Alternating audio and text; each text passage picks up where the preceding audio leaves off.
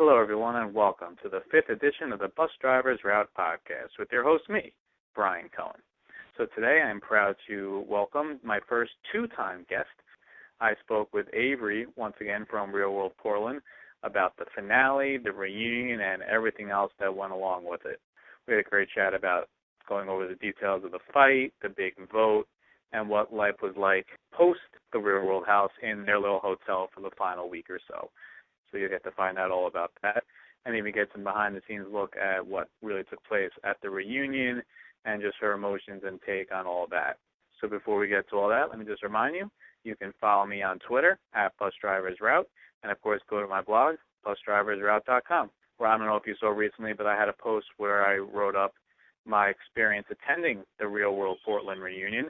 I gave a little more behind-the-scenes aspects of what it's like to be there and seeing just how much is cut out from an experience and how it really gave me a whole new take on reality television as a whole. So go ahead and check that out when you get a chance. All right, so now let me get to what you want to hear. So here we go. Here's Averey. Hey, so how does it feel now being a official Real World alumni now that the show is all done? Oh, yeah, official Real World alumni. It's kind of nice being part of the club, I guess you could say, just because I don't have to deal with, like, the drama, and now I can just, get to know everyone and meet people that actually went through the experience like I did and talk to them and actually can relate to their experience. And it's kind of cool to actually be able to talk to people that understand what happens, like, to a T. Right. So are you happy with the way you and your whole story arc was portrayed throughout the season? I mean, I'm okay with it. I wouldn't say happy. I think that they could have done a better job, like maybe getting, like as a whole, maybe getting all of our personalities a little bit more. I feel like they didn't get my personality or really like Johnny's like individual story because, on the show we're the couple and you all are together. But there's so much more that goes on that people didn't get to see, and I wish that they would have seen to kind of just understand the situations a little bit more. But I'm not mad, I don't think I got, like, a horrible edit, but I don't think it was, like, but I don't think it was as true as to what everyone else saw. Yeah. Not unfortunately for you, but a lot of your story was, like you said, tied up with Johnny, which is usually the case when you get into relationships, so we don't really get to see you as much on a one-on-one basis with Anastasia or Jordan, unless when it's creating some type of drama that they can show. So that's a little unfortunate, but it's the case.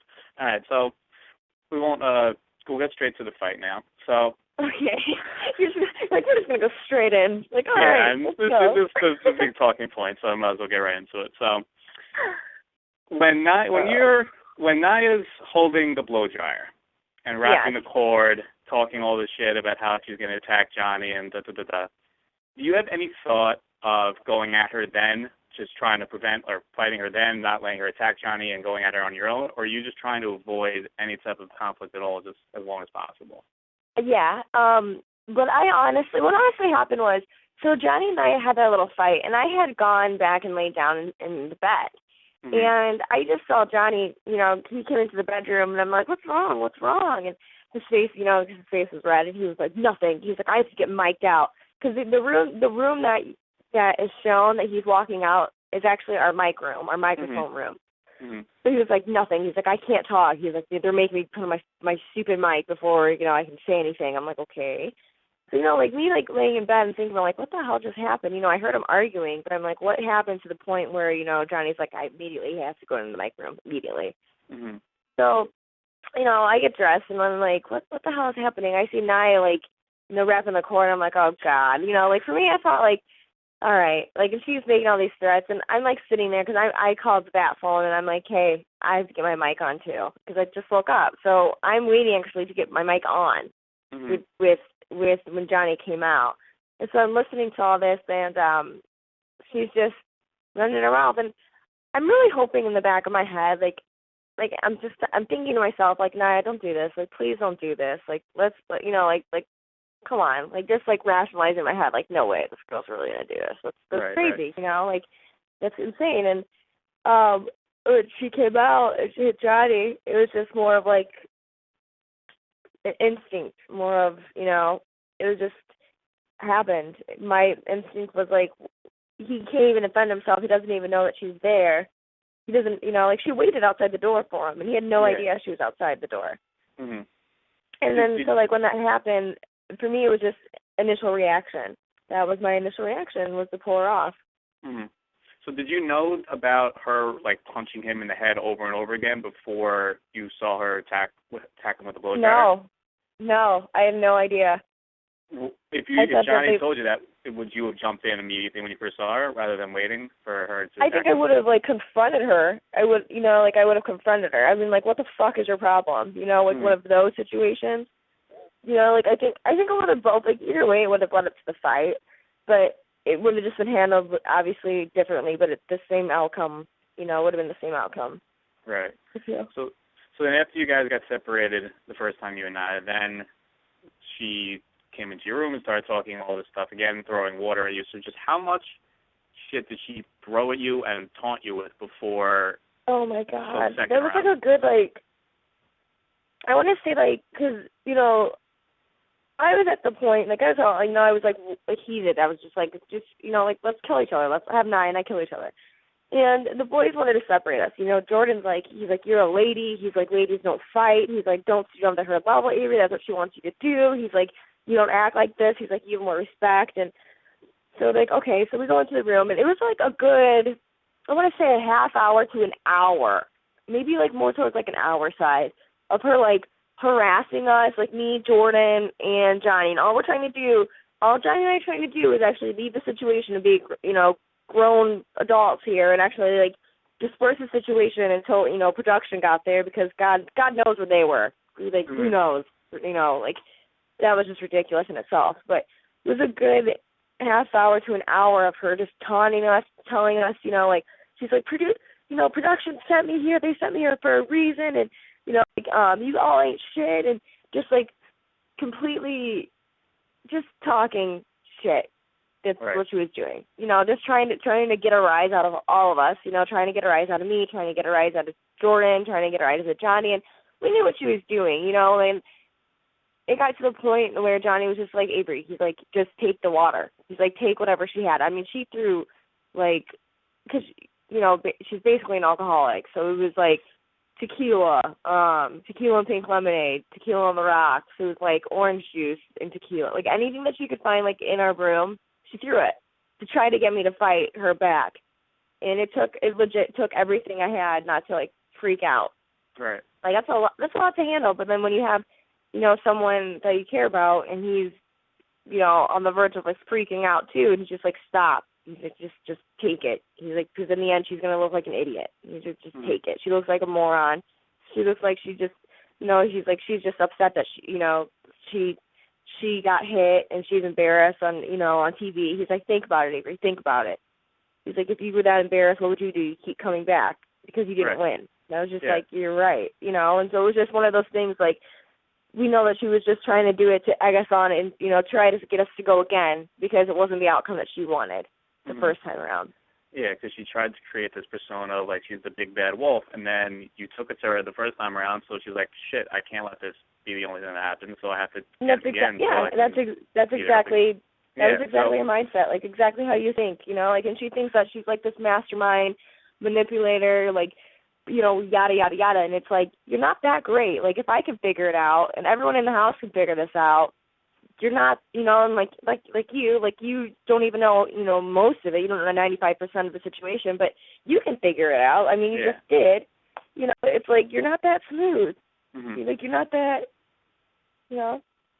So were you expecting production to break you two up or maybe even kick you out of the house right then and there? Or do you know, all right, we're on our own, this is why we just have to get out of here? I thought production was going to step in and at least do something. Like, at least, like, break up the fight and, like, escort, me and Naya to different parts of the house, like, try to, like, calm the situation instead of escalating it.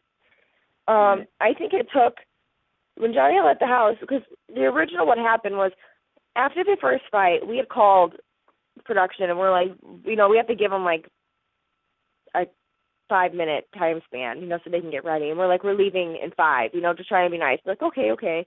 It took them, like, 25, half hour for them to tell us we could leave again, like, they did that on purpose, you know? Like, it was to the point where we could have left the house when I was throwing drinks at us, but we had to wait around for them so they could get everything ready. And that's when Johnny was like, well, I'm just going to brush my teeth. And so we went and did the makeup, and then she hit me in the back of the head. And I remember after that second fight, I went to the phone, and I yanked it up, and I was like, this is what you motherfuckers wanted? I was like, you fucking got it. We got fight number 2. I go, I'm fucking leaving. And I hung up the phone. I, like, slammed the phone down. And, like, Johnny and I walked the house. I was like, like, fine us. I was like, this is bullshit. And I remember, during that whole walk, none of the production people got a hold of any of us. When we got back to the house, Johnny and I had already discussed, because on our walk, I was already heated, and I was really pissed off at Johnny. And at first, I didn't want to listen to him, and then it got to the point where Johnny was like, Averey, do you hear what she says? Do you hear what she's saying to us? And I was like, what do you mean? And he goes, like, Naya was saying stuff, like, that normal people, like, like, sane people wouldn't ever say, like, you wait till you're sleeping. I'm going to take a bat to your face. I'm going to take a lamp. I'm going to take the razors. I'm going to call my people. Like, you better wait till you're in the shower. I'm going to get you in the shower. Like when you're in the bathroom, I'm going to get you. Like, who are you? Like, who like, what type of person does that? Like, when you're sleeping, you better sleep with one eye open. Like, who are you? Mm-hmm. Like, have some class. Like, have some like some tiny ounce of dignity for yourself to at least respect you. Like, don't fight trashy. She even says it. She's like, I'm all about guerrilla warfare. I'll get them where it hurts. Like, I'm sorry, I'm not gonna deal with that. Yeah. So then. I can only imagine what that must have been like to living with her. Yeah, but, like, production didn't do shit. Production didn't do shit. And after we got in the house, after, the big, the fight number 2, Johnny called there's something they call, like, the bat phone, like, where it's just a production phone. He called that phone. He called the main phone. He actually had, like, a cell phone that production had given him, so he called on that phone. So he had 3 phones, and he was trying for 2 hours to try to get a hold of somebody to handle the situation, and miraculously, all 3 or 4 of the producers were gone. Yeah, that's a big shock right there. Weird, right? Because they live downstairs. It's so weird. They're probably just staring at the phone, watching it ring. Yeah, and, like, one of them actually had a legitimate excuse, and she had some family issues, and she actually apologized. But the other 3, and you're like, what? Who? Like, really? Like, that's like when you actually need to do your job, and you just want the ratings. Like, they don't care about us. They don't, Murray, all those people, I feel like they don't care about us as people. They care about us as product, like we're money symbols. Yeah. They're like a nice pair of pants. Sad. Yeah. Nice pair of pants on the hanger that helping to attract people to the store. Exactly. And that's sad. If this was like a normal situation, normal people would break it up and do something, but they didn't do anything. And then Johnny and I were like, we're leaving the house. And they're like, well, you have to have a house vote. And Johnny and I were like, no, we're not. And they made us. Like, Johnny and I had already had our stuff packed and, like, in the van, like, ready to go. Yeah, like, when we had a vote. You wanted no part of the vote, right? You guys were ready to just leave and just be done with it, right? Yeah, we were ready because, like, we didn't want to deal with, there was, like, a couple of days before we left the house. And, like, we didn't want to deal with, like, all the drama, like, the tension. Like, it was so bad in the house, you could, like, cut it. Like, you'd walk in and it was, like, a whole other environment. And then, we could tolerate each other, like, during the daytime, when we can kind of, like, do stuff. But at nighttime, that's when everyone kind of goes crazy, I feel. And I was just happy to be out of it. Like, I just wanted to be out. And I was sick and tired of, like, the Naya show. And I was just ready to be done, like, honestly. Mm-hmm. So how long were you in the hotel for? Like, how long was that? Like, a week left? 3 days left? How long was that? I would say, like, a week. Week and a half, maybe. Did MTV pay for that? Pay for you guys to stay there? Yeah, they did. Oh. So that was one thing that they did that was very nice. Because it's actually kind of surprising. Yeah, and I think it was because they felt bad. Because the crew I feel really liked Johnny and myself. And I felt that they felt pretty shitty about the whole situation. They're like, wow, like, basically a third of the cast left, the original cast left because of one person, and I think they felt like it wasn't right either. So they wanted to kind of make up for it somehow. Like, Johnny and I were like, no, we'll go. But I think they wanted, they didn't want us to have, like, that, like, end it with like that horrible, you know. Like not only did production not step in, they were just like, okay, fuck you, go home. You know, and if you think about it, it's like they lost me, Johnny, and Daisy. You know, that's 3 out of the 8 people that were in the house at the time. So it was just one of those things. Like I think they felt bad. Yeah. Did the camera crew people stay with you the whole time you were in the hotel? No. It was actually pretty cool. I actually liked the hotel life better than the real world life because, like, you got like the cool perks. You know, you got filmed. You know, for so and so days. Like, you were still filmed and whatever.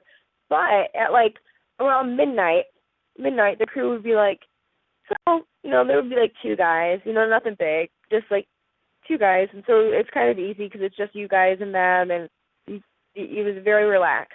Mm-hmm. And at midnight they'd go, well, are you and Johnny, are you and Averey going to do anything tonight? And we're like, no, we're just going to stay in. So the camera crews, they'd leave at like midnight, and they'd be like, just call us in the morning, and we'll come back when you wake up. So it was really cool. Yeah, so it was really cool because like midnight, when they would get to leave, we could watch TV, we could listen to the radio, like we could be normal people again. Yeah, it was nice. Like we could watch TV. Like the TV was like pretty awesome. Like we had a big bed, we had a California King instead of like a full, not even a full, like a twin. So I mean, it was a nice little trade-off. I did not mind that at all. Did everyone? I'm assuming Naya didn't, but did everyone come visit you guys and you still all hang out during that time when you were away? Yeah, like we had Jordan hung out with us a lot. Like he came to the hotel a lot. We would always just hang out at the hotel just because it was just like stress-free. Like, and they had like candy at the hotel, like board games, and you could just basically do anything. Mm-hmm. And so Jordan visited us a lot. Anna and Marlon actually dropped us off and like just scoped it out with us just to see.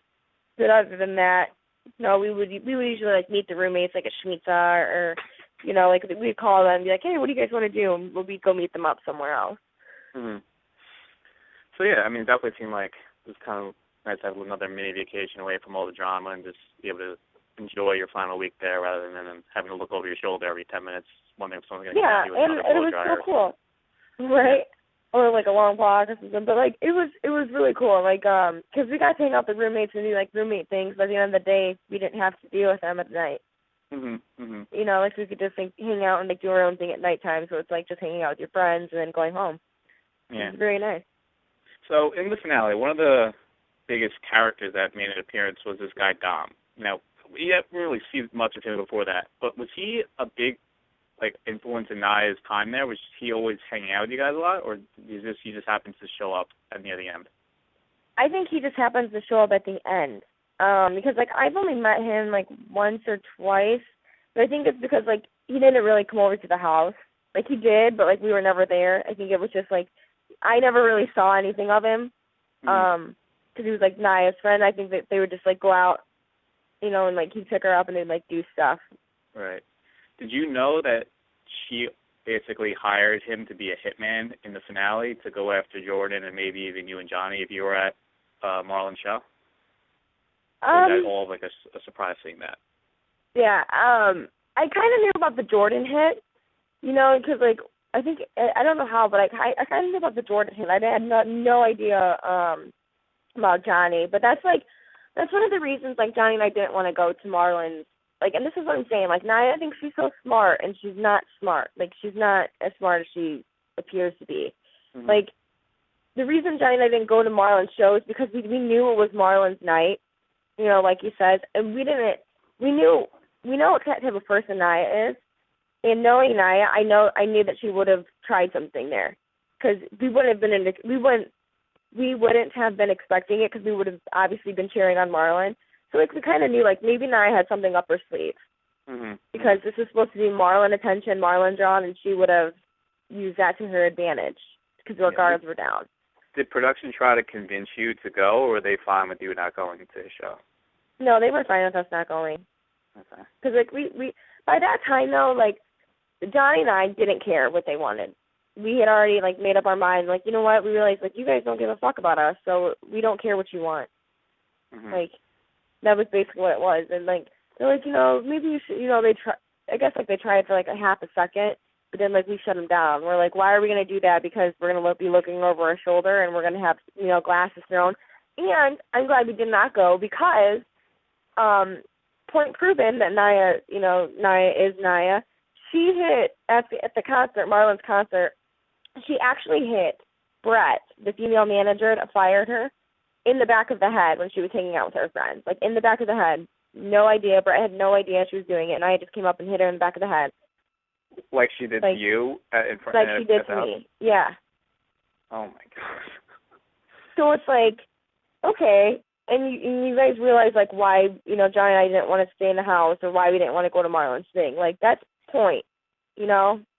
Yeah, she was on, like, DEFCON 5 by the end of it, ready to go at any moment, so definitely. Yeah, and, like, you know, like, that just shows it was, like, a random person, like, Brett, you know, random, you know, like, oh, she fired you, get over it. Mm-hmm. Get over it. You know, like, you were lazy. That's what lazy people get. They get fired. And it's just, like, just because you resented the fact that she made you look, she embarrassed you on television because, you know, Brett was basically like, say what you want to say, and made you look bad, made Nia look bad. Nia's like, I'm going to get you back one way or the other. Like, yeah. So, leaving the house on kind of, like, bad terms with Nia, but were you on pretty good terms with everyone else? Was it hard to say goodbye to everyone after 3 months being with them? Yes and no. I mean, at that time, I was still a little disappointed in all of them because I would have had more respect if they would have just voted in general, like in general, like anything, and they didn't vote at all. And that for me was more of like a slap to the face than actual voting. Like, you know, Johnny and I already figured like why we were gonna leave because we knew Jessica wasn't gonna vote Nia off because, you know, Nia's basically Jessica's only friend, and I knew Anna and Nia were fine, and I don't think Anna would really stand up for it, like stand up, you know, like I think like Nia intimidates her a little bit, and then I feel like obviously Marlon and Nia, or you know, like Marlon even said it to me and Johnny, and he was just like, you know, I gotta have her back. She's my girl, you know. We're two African American people. We gotta stick together, which I think that was a stupid reason because this isn't a race thing, but that's what his reasoning was. And he was like, well, I just wasn't there the whole fight. But I don't know, like I just was a little disappointed just because it's like it wasn't a matter of, you know, Averey and Nia. To me, it was a matter of what was right and what was wrong. Yeah. And it was clearly drawn through the whole season, you know, who was the bad apple of our group. It was clearly shown. You know, every drama that we've had with our castmates, you know, all the big blowouts, that was all because of Nia. Mm-hmm. And I'm like, you know, how do you, you know, for me it was like, how do you let someone that you clearly see time and time again, you know, like you say like, oh, give her another chance. How many chances do you give another person to show her good side? You know, when she starts to stuff with Jordan multiple times, you know, and, you know, is violent to multiple people and just belittle people, like how do you say that's okay to someone, you know? Like, how do you say that's okay to do? And for me, it was a matter of, you know, I don't care if it was Nia, I don't care if it was me. You know, if I was in the wrong, I was in the wrong. You know, but it just showed a lot to me about other people's personalities. Like, you know, because Anna's like, I can't stand fighting, I can't stand this and that, but you let it happen. And same with Marlon. And Marlon and I already talked about this. You know, Marlon says that, you know, like, he's very Christian-y and has a very good morals, but that's not a good moral standing to let someone just go around and do that to other people. Yeah. And then in the reading, which I wanted to talk about next, he actually did say he would change his vote, which, I mean, it's tough. I don't know if we believe it now. If you either say his vote would change, I don't know if his vote actually would change, but at least he said his vote would change after seeing everything. But. Yeah, and I mean, like, and I think part of Marlon's reasoning was like he didn't see the whole fight. You know, like he only got Nia's side before the vote. You know, like right. Jordan proves a good point when he was like, Nia's a storyteller. She'll try, like, after anything, and if you look back on the tapes, after any fight that she knows she's in the wrong, she goes around to every other person in the house and runs her mouth. And, like, makes it, like, the Nia story and doesn't give the whole story and just gives her side to make herself look better. And that's what she did. And I think, you know, Marlon was at that point where he tried to believe her, and then he saw the tapes, and he was just like, yo, dude, like, that's not what you told me at all. Mm-hmm. Mm-hmm. So. Yeah. All right, so now talk a little bit about the reunion just for a little bit. At the big moment that I thought they didn't show nearly enough of was Anastasia's whole mess of a day. So I just have to ask, how much alcohol is provided for you guys before this reunion? Because she had to have been partially drunk. I know. I'm going to say this so I don't get anyone. MTV technically did not provide us alcohol, but someone brought it in as a gift. Okay. Yes. All right. Yeah, I know. So there was plenty available for her to have before coming out on stage. We'll leave it at that. Yeah. Okay. Everyone had a bit to drink. I had gotten told by alumni to not drink, and they're like, Averey, that's what they want you to do. They want to pump you up with liquor to send you on stage to make you guys go crazy, which kind of worked with Anna. Right. And yeah.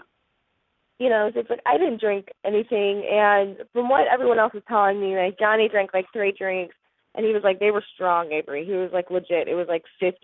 It was like 50 parts vodka and like 50 parts orange juice.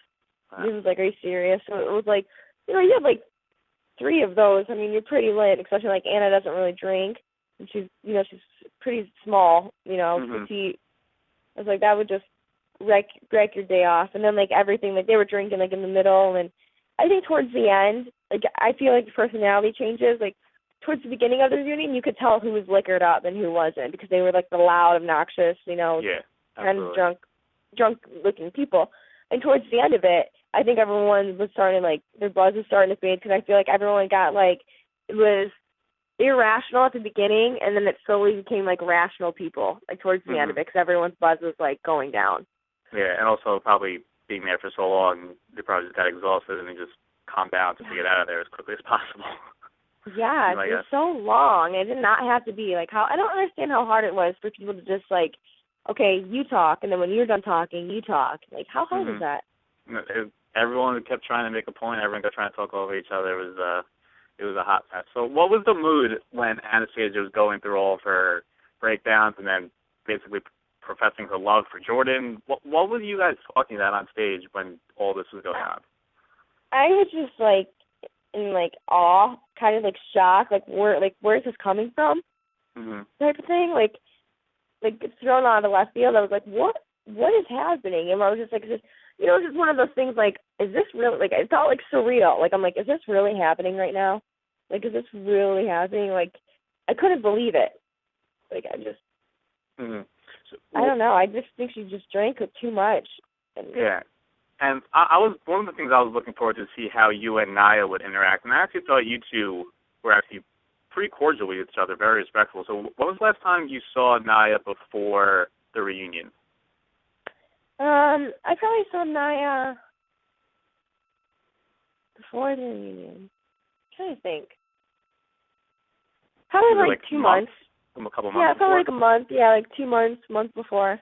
Because I was expecting a lot more, like, fireworks between you two, and I was actually surprised about how kind of calm and almost kind of agreeing just, throughout the whole time you two were. So that was a little surprising, at least on my end. Yeah, but the thing is, it's very, like, where our relationship is very business professional. Naya's a good manipulator, and if she feels like she needs to be, like, the badass, like the hood bitch, then she'll act like the hood bitch if the crowd allows, and if the crowd doesn't want Naya to act like the hood bitch and then act like, victim Naya, then she will. So she, like, plays off the crowd, and, I think it could have escalated, but I think, like, for me, I was on my best behavior, because I know I just wanted to get it over with. And I feel like Naya and I could have potentially gotten into it if we would have started the jabs. Like, if Naya would have started some jabs or something stupid about, God knows. And if I would give in, it's the point of, once you give in to her temptation, and give her what she wants, like, get underneath your skin, that's when it would have started. Right, yeah. Yeah, you let a lot of her things slide and just kind of take it for what it's worth. Each of you did that. I was actually surprised and impressed about that. So where did you, like, the clips they show when you guys were talking about the season. Where were you guys when that was filmed? That they come to your hometown and film that? Like, so you were like sitting in front of like a well or something? Where were you? I was actually in Blue Mountains Park Reservation or something like that. I don't know, somewhere around Massachusetts. I was outside in a park. But yeah, they do come. They come to like your home state. Like, so like, you know, like Marlon, they went to Texas. Jordan, they went to Oklahoma. Like they came to you, which was nice that day. Mm-hmm. So one of the things they were showing also in the family was that this is the end parody you were in. So how did that come about, and what was that experience like? Okay, that was by far the coolest thing that the real world has ever gotten me, first of all. And it's probably going to be like the last thing, but I thought it was really cool. And I honestly don't know how it happened. I just got an email one day, and a lady was just like, "Hi, Averey, like, you know, I'm so-and-so, I just want to know if you would be interested in doing this." She's like, "It's like a end of the world parody, you know, parody. She's like, "It's the end of the world parody, and I just want to know if you want to do it." And I was like, in, you know, and they're like, well, you know, they paid for me to go out there and do it, and then obviously paid me money. So I was like, I'm all in for it. And then when I found out Joy was going to be in it, I was like, oh, sweet. You know, I'm like, I wonder what we're doing, because we didn't know what we were doing until that day. Mm-hmm. And when we got on set, you know, they had told us like who we were going to be with, and I didn't know, like, are we really going to see these guys? Are we really going to meet them, or is it just kind of going to be like that, like editing, like to edit us in? Right. But when we actually got there, like the set was really cool. I was like, wow, you guys have like our actual couches, and you know, Seth Rogen and all those guys like Danny McBride, they were really nice. We got to hang out with them, and it was really cool. Like I was pretty starstruck. I was like, oh my god, like trying to play it cool, you know. But it was really, really cool. It was a great opportunity. I enjoyed myself a lot. Was there any crazy moment or experience that was funny or just interesting hanging out with that crew, Seth Rogen and them? No, I mean, like they kept it very professional. I mean, they didn't treat us like the little like fans, but you know, after takes and stuff, they would go over and talk to like to their agents or go back to their trailer. Like they were. It wasn't like they were hanging out like having lunch with us or coffee. You know, they just kind of did their stuff and then you know went away. Yeah. So now that it's all over, you ready to go back to being just regular old Averey? I'm ready. I mean, if other things arise, yes. You know, like then we'll see what happens. But as of right now, like I'm pretty excited. Like I'm starting to figure this out, like figure this Massachusetts thing out, and enjoy myself. How's the transition going in Massachusetts? Oh, it's going. Yeah, it depends on what day. Yeah, it depends on what day, which makes it easier or harder. So some days it's better than others. Yeah, great. So where can people find you on Twitter? You can find me at AveTress on Twitter, and it's AVE_TRESS. And great. I'll be there. Yeah. When you first spoke, you're at like 8,000 followers. Now you're up almost at 25,000. So I know. Isn't that crazy? I'll take some credit from that. All right. Well, I appreciate it. You have a good day. Yeah. Thank you very much for coming on. Have a great day. Yeah. No problem. Bye.